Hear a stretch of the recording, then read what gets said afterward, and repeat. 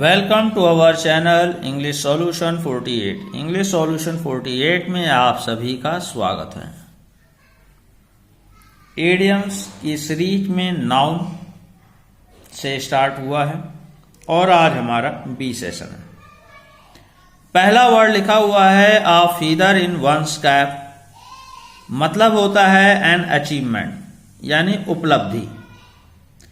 Next word है ABC of something यानी general knowledge, किसी चीज का आरंभिक ज्ञान या सामान्य ज्ञान हमारा ABC ऑफ कहता है।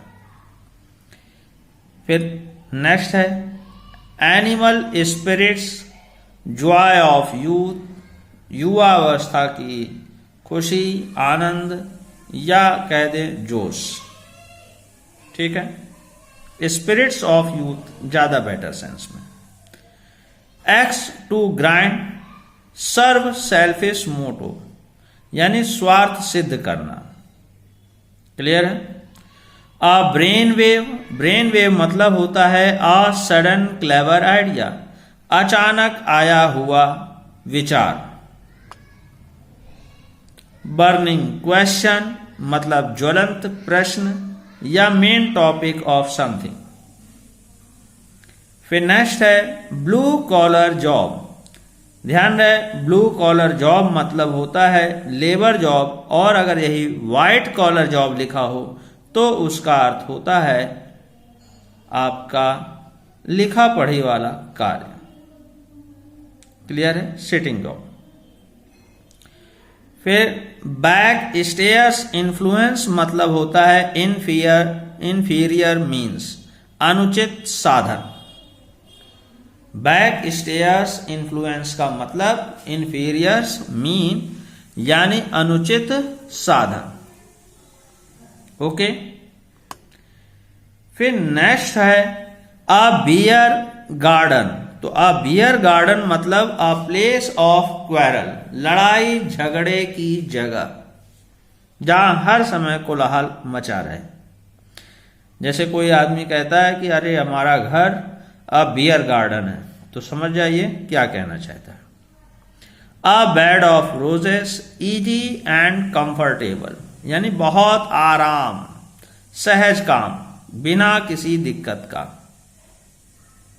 ओके। फिर नेक्स्ट लिखा हुआ है अ ब्लू रिबन, तो सुप्रीम एक्कोलेट या सुप्रीम ऑनर, सर्वोच्च सम्मान। कास्टिंग वोट, निर्णायक वोट, डिसाइसिव वोट यानी कोई भी वोट जो बिल्कुल डिसीजन मेकिंग का काम करे तो उसे हम कास्टिंग वोट कहते हैं। यही अगर क्लोज वोट लिखा हो तो equal votes in to both side यानी दोनों ही साइड को समान मिलना। अगर 200 इसको मिले तो 200 उसको भी मिले। क्लियर है, ये आपका क्लोज वोट कहलाता है। A cold war, inner enmity यानी छिपी दुश्मनी, अंदर ही अंदर दुश्मनी चल रही है। A cold blooded murder, cruel murder, ये सबको मालूम है, निर्दय हत्या। अ क्राई इन विल्डरनेस यानी क्राई फॉर वेस्ट, बेकार की चीजों के लिए रोना गाना। Okay done. चलिए, क्रॉस एग्जामिनेशन, क्रॉस एग्जामिनेशन मतलब होता है डिटेल्ड क्वेश्चनिंग करना, किसी चीज पर बहुत गहनता से प्रश्न करना। था तो क्या था, क्यों था। A drag in the market, a commodity no longer in demand यानी एक ऐसी वस्तु जो अब डिमांड में, आवश्यकता में नहीं है। फिर नेक्स्ट है क्रोकोडाइल टीयर्स मतलब फॉल्स टीयर्स, झूठा बहाना करना, झूठा आंसू बहाना।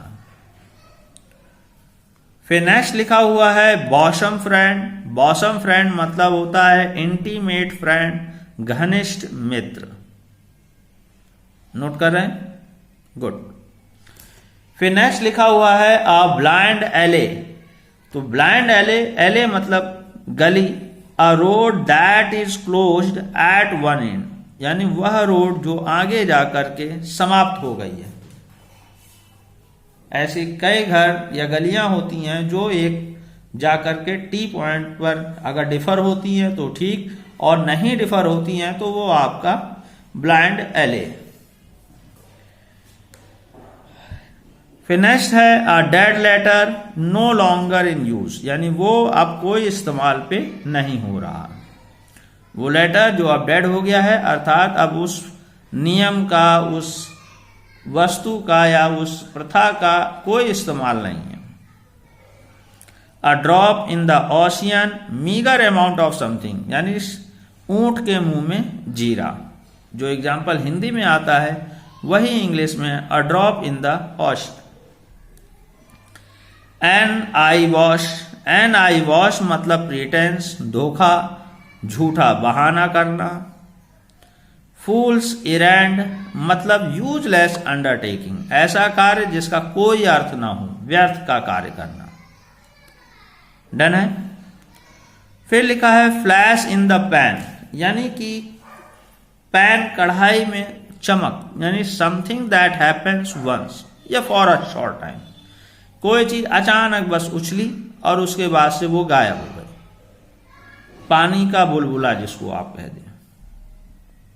क्लियर है। बहुत सारे हमारी लाइफ में ऐसे मुद्दे उठते हैं जो 1 या 2 दिन तक का बड़ा विवादास्पद या बड़ी वजह होती है, उसके बाद वो अचानक गायब हो जाता है, कोई रीजन पता नहीं चलता, तो वो फ्लैश इन द पैन होता है। द फोर्थ स्टेट आपको मालूम होना चाहिए कि प्रेस को कहा जाता है, मीडिया को कहा जाता है। फिश आउट ऑफ वाटर मतलब होता है क्वाइट अनकंफर्टेबल, यानी बहुत असहज हो जाना। फिर नेक्स्ट वर्ड है अ फेयर हैंड मतलब क्लीन राइटिंग, बहुत सुंदर लिखावट होना।